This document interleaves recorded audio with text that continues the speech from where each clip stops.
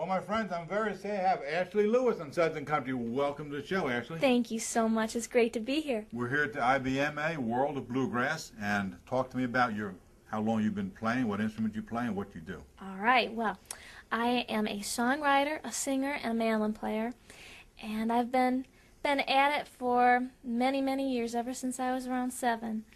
And it's my passion, it's my love. I love performing, I love writing and recording, and that brings me to the brand new CD that just came out like a week ago. Talk to me about the songs on that CD. All 10 right. of the 13 are originals. Yes, they are. It's called Here I Stand, and it's very, when you listen to the CD, it's very much a journey, because you can experience a lot of the things that I was going through when I wrote it, and Here I Stand is about when you really dream of something and you've got a passion, you've got to just throw off what's standing in your way. Don't worry about failure. Don't worry about the fear of maybe not getting there. You just have to throw that off and jump for it and go for it. The worst that can happen is that you fail, and if you fail, so what? But you tried, and that's what counts. Somebody once said you got to fail with aggression, or it's best to fail with aggression, or just be passionate and don't do anything. Exactly. He said he'd sooner fail with aggression, knowing that he went for it and then failed. Is that a true statement? Totally. That's what you're doing. That's what you're doing. So what were you going through when you wrote this song? Oh, there's personal?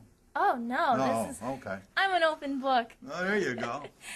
I think that a lot of my songwriting, what people see is that it's very, very poignant, it's very haunting, and it's very much something that everyone can relate to. And it might not be something that some things are completely personal that I've experienced, and other things are what I've witnessed my friends going through. Okay. And I see situations, and I'll just, I'll see something in the world, and I'll realize that needs to be written about. So I roll it up in a song. How about that? The words, sometimes they'll just come to me. At my last album, that was called Past Presence, was the last one. And I did that when I was about 16. So that was quite a few years ago. I'm 21 now. Oh, that was way back. That was way back. Did you deal with the same subjects?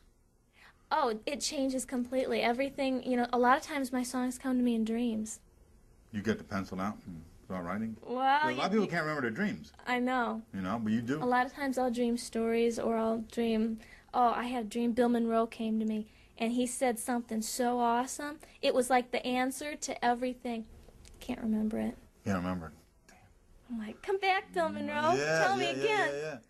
So, anyway, Past Presence, I wrote on there a song called Stare Its Last Run. And that was after I witnessed a fatal boat accident. And it was on the festival, the Romp Festival in Owensboro. We were playing down there that year, and he was racing up and down one of those hydroplane boats. And so he hit something, and the boat imploded. It just everywhere. And so I watched him die.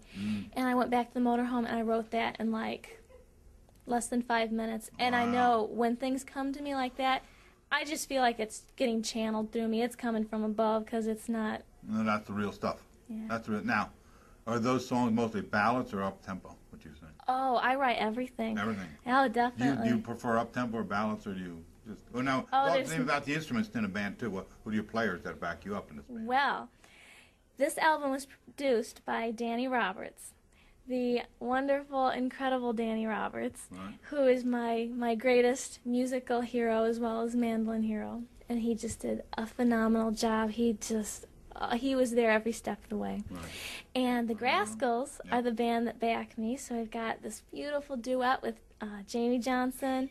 Jimmy Mattingly is doing this Gaelic, it's a lullaby that my mother actually wrote for me when I was a baby. Wow. So it's just Jimmy playing the fiddle and me singing, and he just, it's so haunting. After the song was over and Jimmy was in the booth recording, he just kept playing. And it goes on this extended, like, Jimmy solo, and the fiddle, it just sounds unearthly. Oh, I gotta tell you this story. Okay, I wrote this song called Fool Moonlight, and it's kind of this whole play on words, and it's cute, you'll like it. And so Jimmy liked it so much, Jimmy Mattingly, that he said after he played his fiddle, he ran into the other room and he grabbed a tambourine. And he said, "This song's got to have tambourine on it." I was like, "Go ahead, Jimmy, do whatever you feel." I didn't know you could play tambourine, but go on. So he put down tambourine, and then at the end of that, the song's over, and he rears back, and he lets out a wolf howl. A werewolf howl, straight from him. It sounds identical to a real wolf, and he doesn't know this yet because he hasn't heard it yet, because it's so new, but we kept it. Oh, boy. So there's a Jimmy Howl on there. Jimmy Howell. There you go, Jimmy Howell. That's good. When you go out on the road to sing, talk to me about the band members that you take out on the road. Oh yeah, the band that is my road band. They're awesome. Heavy hitters. They just. I've got Doug Knapp playing banjo, and you might remember him from Chris Jones. He played with him. Chris Jones and Sidewinders. He played all over Europe, and he did a lot of things. He's just. You know, when you're playing with musicians that are so talented, it makes it a completely different experience. The new world. Oh, completely. And you can read about everything else that we're doing everywhere we're playing at AshtonGap.com. That's the name of the band, Ashley Lewis and Ashton Gap. Did you have the same band the first album? How did you do the first album? With what kind of musicians? I did the first album with my band, yes. And, you know, we're always improving, and we're adding new people, and we're making adjustments so that every year we're the best we can be. I guess that's my thing. I just want to keep striving. How far have you played around the United States? Oh, we play all over. We're actually invited to go to Europe and play over there, and That's I wanted cool. to so bad, but they could not get their passports in time, so Okay. we had to cancel that. All right, well, I'll come back again. Well, I hope so. Okay. And so we've played Nashville, you know, the East You're Coast. from Illinois. I am. Sandwich, Illinois. Sandwich of all places. I had a sandwich for lunch. How far around the area do you play? And what type of venues do you play? Oh, we play festivals, we play weddings, we play opera houses. I just played my hometown opera house. It was built in 1878. So that was beautiful. And fairs, colleges, we play all over.